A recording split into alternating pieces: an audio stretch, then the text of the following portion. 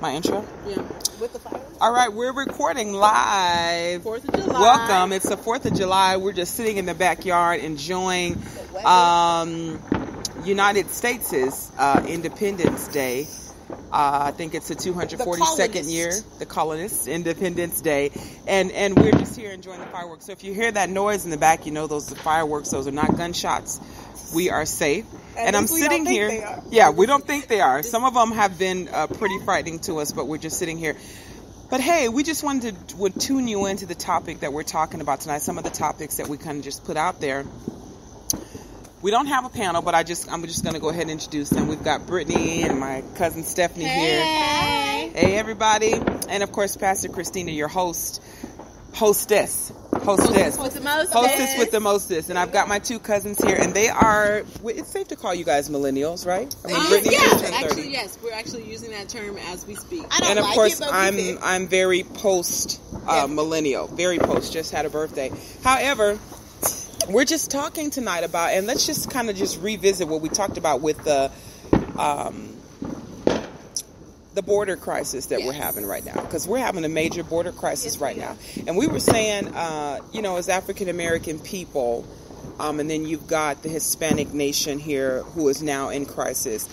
To say what you were saying earlier about that, how you feel for them, but you have also other. We empathize, we understand their struggle, but we also see the objective side of it. When you break the law knowingly, you suffer the consequences. We live in a country and we're celebrating it today, but Martin Luther King knowingly broke the law. Yeah. And he knowingly sat in a jail cell for those crimes that he committed. Having broke the law. Having broke the law. And when you say Martin Luther King broke the law, you're talking about like when he was marching and protesting. I'm talking about those marches. But he knowingly did that for the cause that he believed in. Yeah. Now, and in doing so, he definitely sacrificed his family. Yeah. Because he put his family's lives in jeopardy. The same with Malcolm X. Yeah.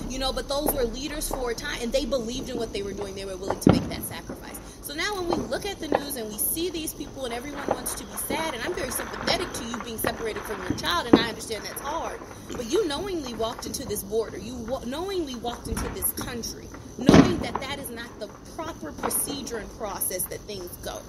And if you did that knowingly, then you must be able to stand and suffer the consequences knowingly.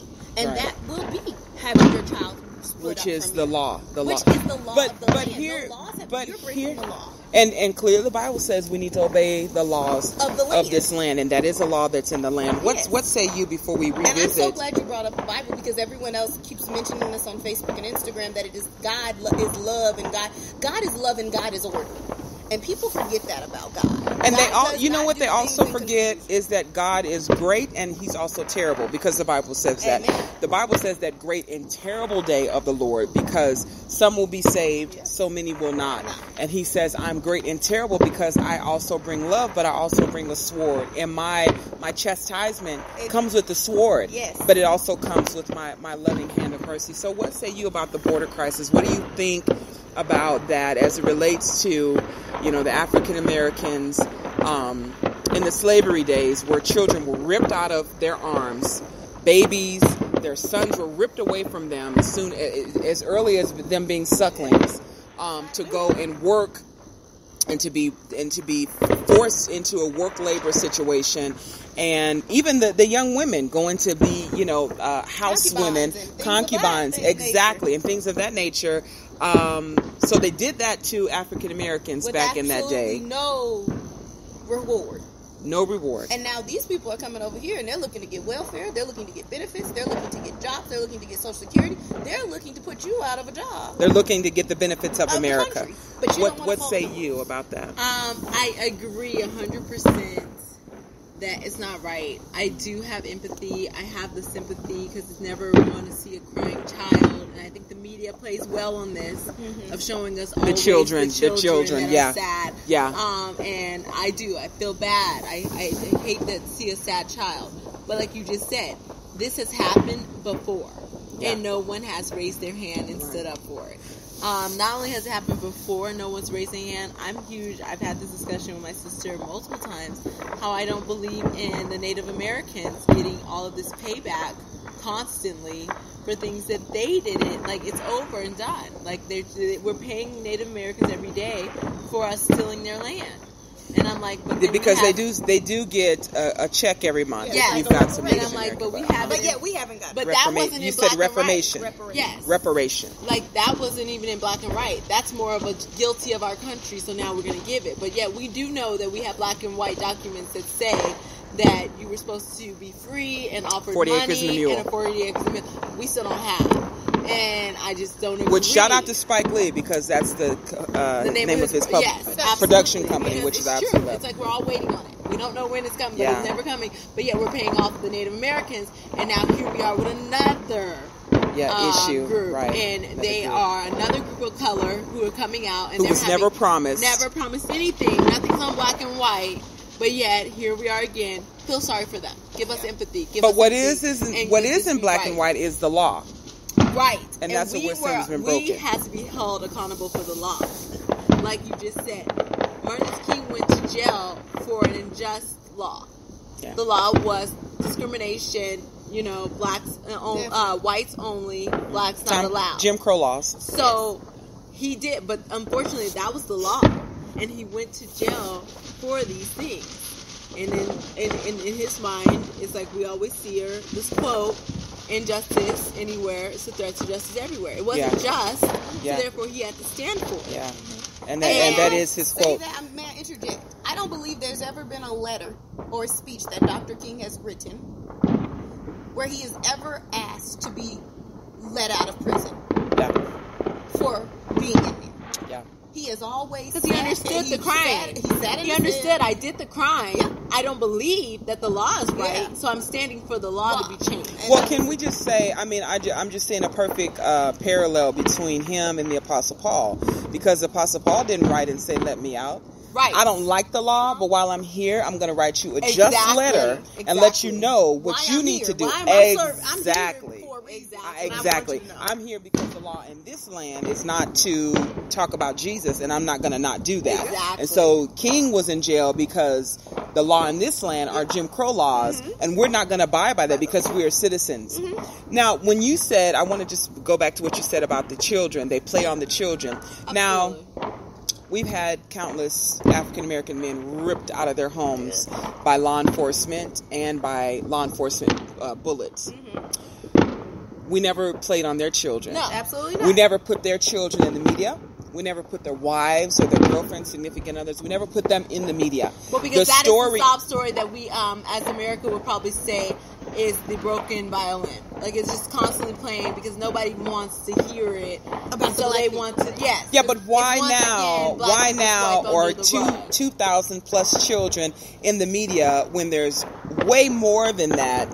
A way higher of a number than that of African American children that are fatherless and that are motherless by the acts of law enforcement. And of course, some of them did break the law. Right. But then we're looking at over-incarceration. Yep. We're looking at all of those things. For petty crimes. And no one's protesting in front of a prison. And so let those men out. Yeah. Because that's not worth being locked in a cell. Yeah. No one's persecuting them. No one's asking questions. And I mean, when she can do 1,013th documentaries on Netflix, she can tell the story 1,001 times, 1,000,000 different ways. Ava DuVernay. Yes, I think that it's not. Nobody cares. Nobody cares. But here's the thing. I think that now we've got Kim Kardashian West, who, put this woman. Yes. I think I don't recall the lady's name. She was a grandmother. I can't recall her name, but yes, she's released her from prison. Well, she didn't even release her. She put the media behind her to see her story. But how many more cases like that are we going to see? And that's what I was about to say. When you said that, you were like, and it's unfortunate. I feel like we are missing them sneaking into this politician role. The West family, Kim Kardashian, Kanye West, only because you're absolutely right. I feel like the media used her name only to help these people get out of jail. And as much as I'm not for reality TV turning into politics, I do salute what she's done because it did make a voice for the people who have not been heard in the prison system. Yeah, but is that an isolated case, or are we going to see it's more an of that? case. Right, as of right Because now, I think that, we need to see more. and I think that more. that President Clinton did a very great injustice to African Americans when he put the 3 strikes you're out law in, because that took out a whole slew of men from the family. But Clinton was almost 20 years ago? Right. We've had so many presidents, we've had so many people who could have come in and changed things. Yeah. Nobody's changing anything. Well, when Obama that's not true, because Obama addressed it. So now we've got a new president who's trying to undo most of the things that Obama put in order. You know, whether they be right or wrong in whoever's eye, we're looking at families that are still being broken up or have been broken up for years. Yes. And so you've got fatherless men and women now on the street who are supposed to be profitable figures in society, and they can't be because they didn't have that. We're also dealing with an administration that's not looking to grow minorities and diversity within There you America. go. That's it. Yeah. That's not their goal. Yeah. That's not their target demographic.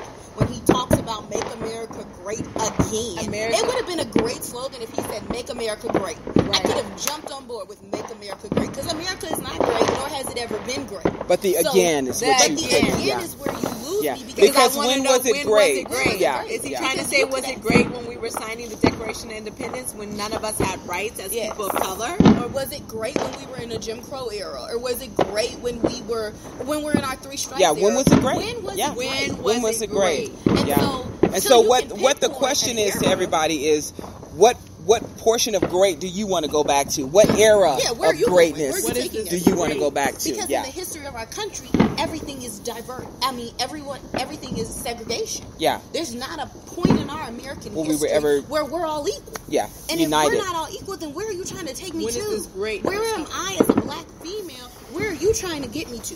Absolutely nowhere with a "Make America Great." As an educated black But female.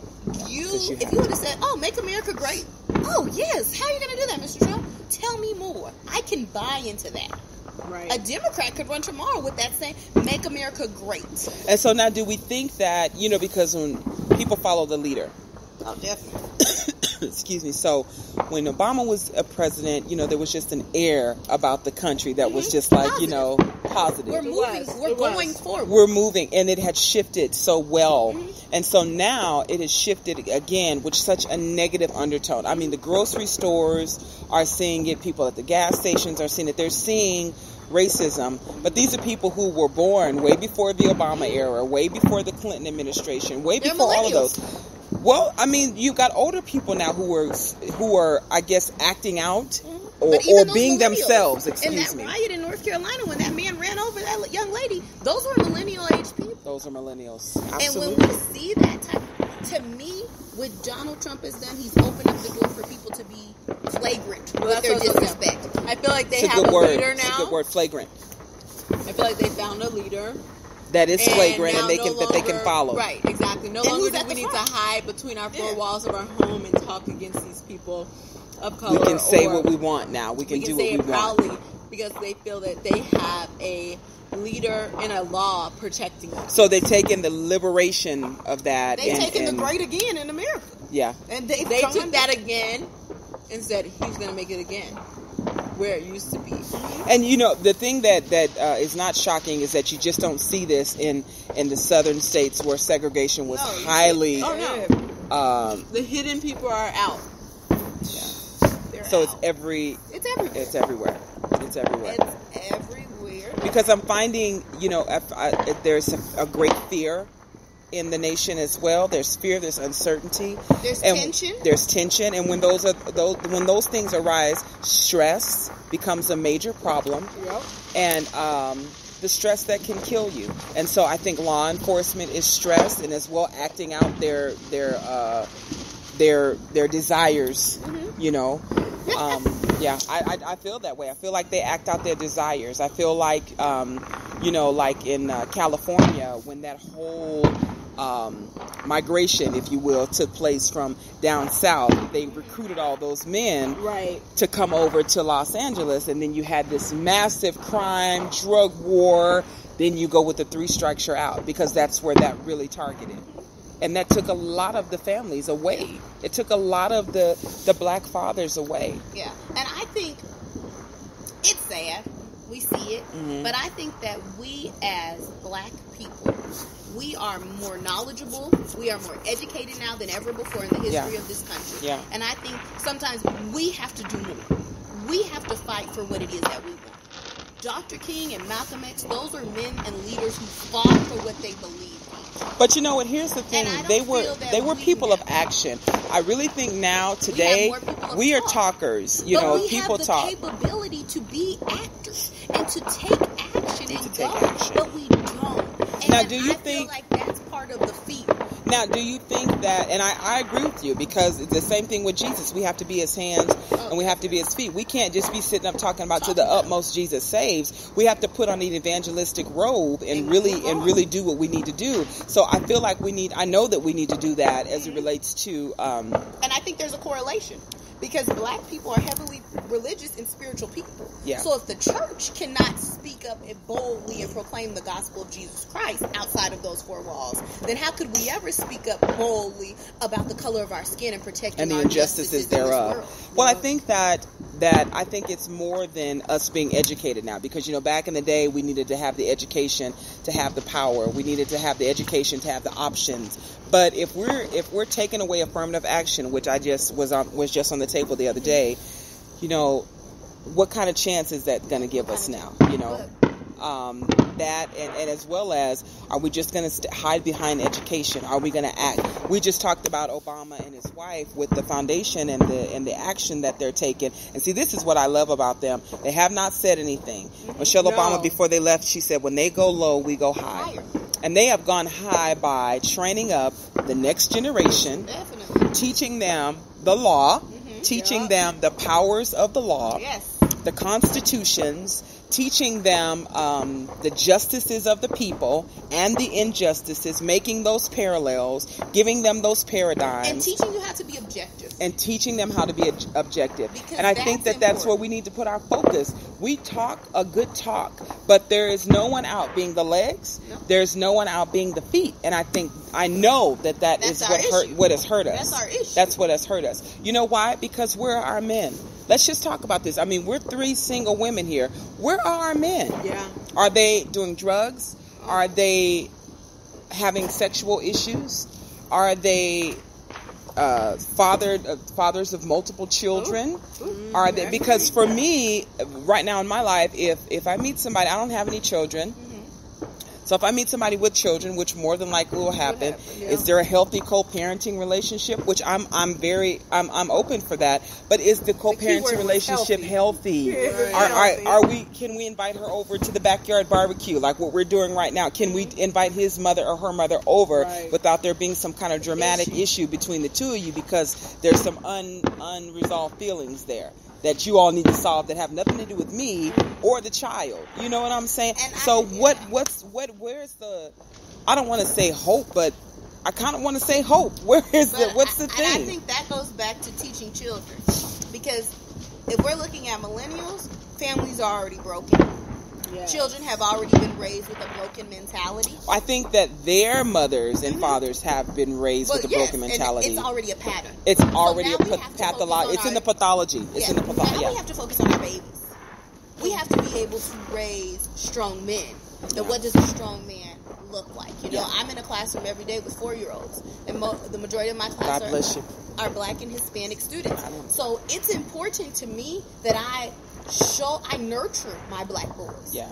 Because you need to know that the world is hard. Yeah.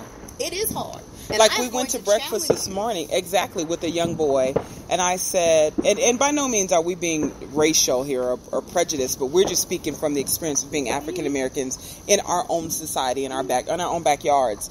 Literally. But he was such just a busybody, and he was so rude and ill-mannered, and he was 7, and I was like, what is mom doing?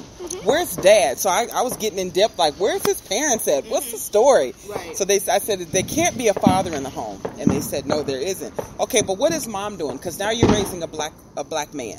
And so when this black man grows up and goes into society and becomes a menace, then what do we do with him?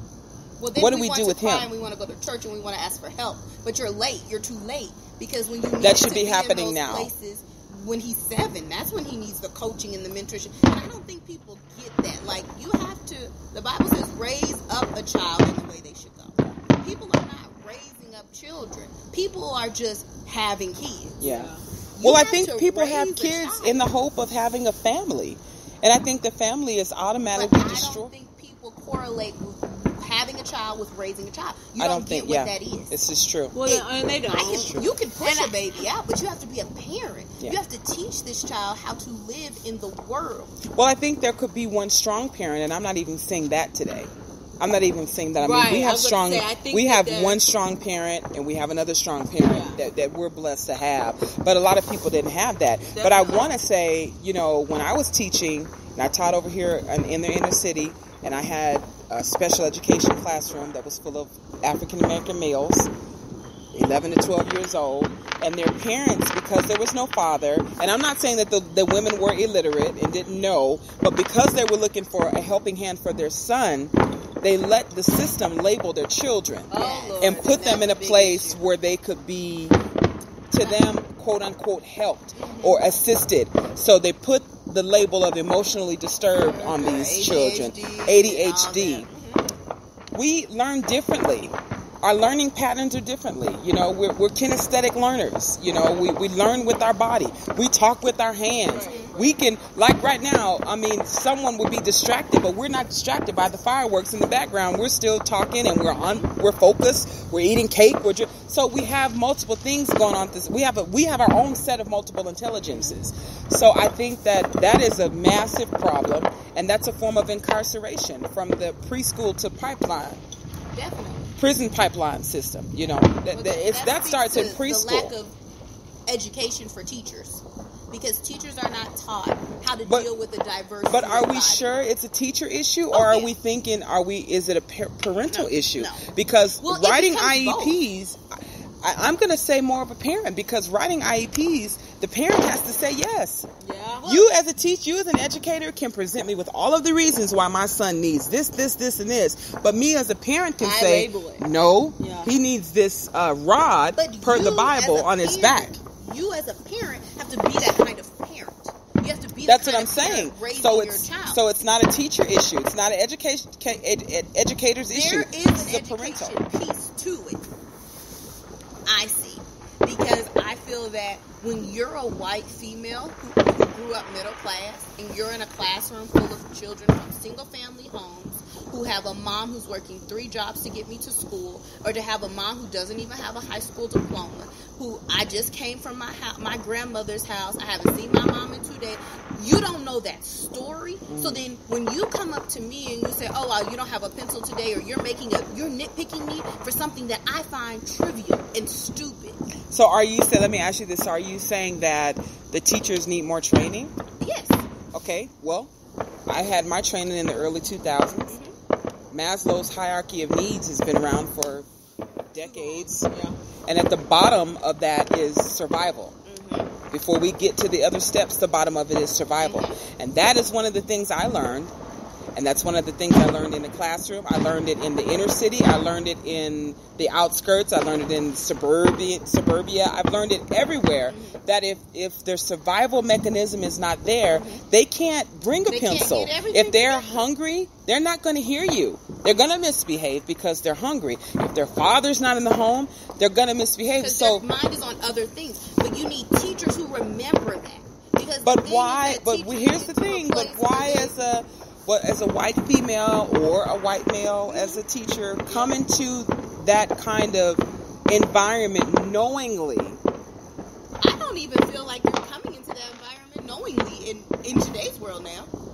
I mean, I think if you say you want to be a teacher, 9 times out of 10, you're going to be in a school or in a classroom where the majority of your students are minority students. But what's the white guy's name? Ron something. Ron Clark. There you go. Who knew that he was called to that area, Uh-huh. and did. And granted, Atlanta's low-income neighborhood looks a lot different. And somebody from Atlanta might come over here and think of our hood. But what I'm saying is, he's quote-unquote, white, so is there an empathy issue with our teachers?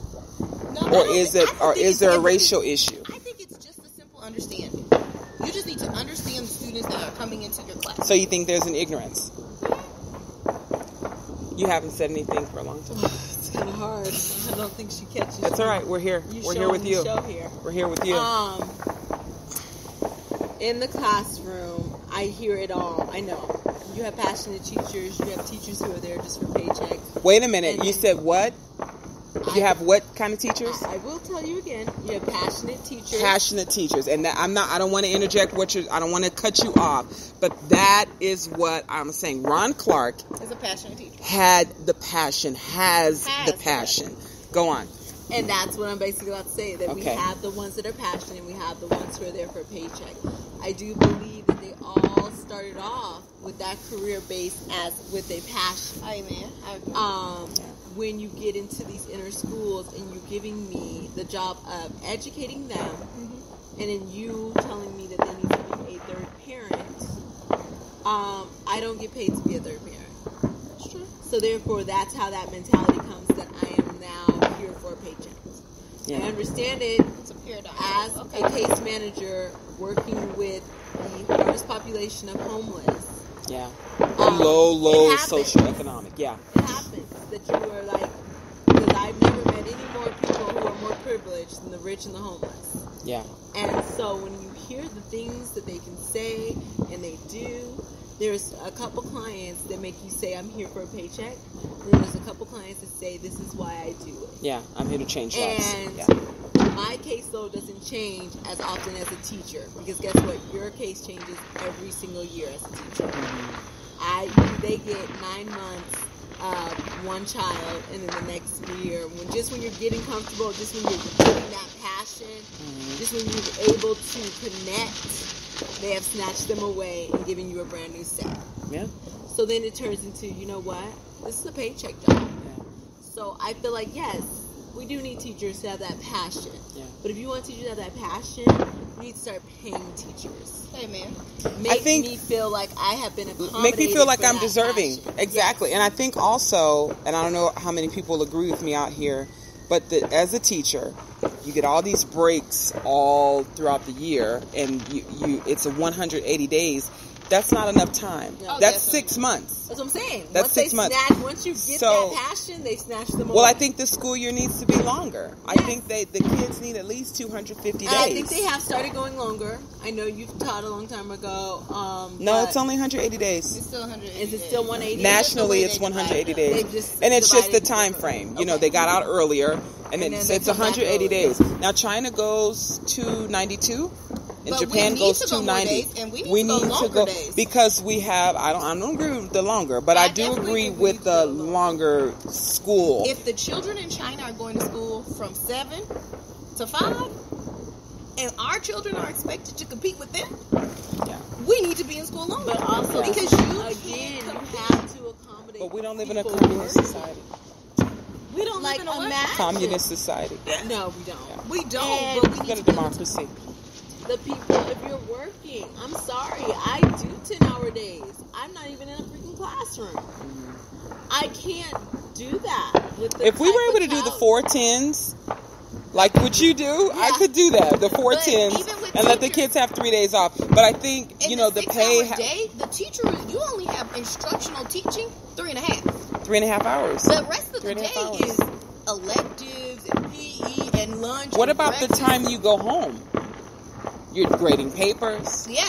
No, professional development. Absolutely. But then the teachers, but I know for a fact that the teachers get overwhelmed with professional development. We got to start doing this way. We got to start doing this way. Fluff work. And it's not. Absolutely. It's fluff work. By people who sit in the office all day and haven't been in a classroom in a decade and a half to even see firsthand what the teacher is dealing with. And I'm going to tell you, when I taught, one of my favorite stories to teach, and you guys have heard this story several times, but the Rikki-Tikki-Tavi.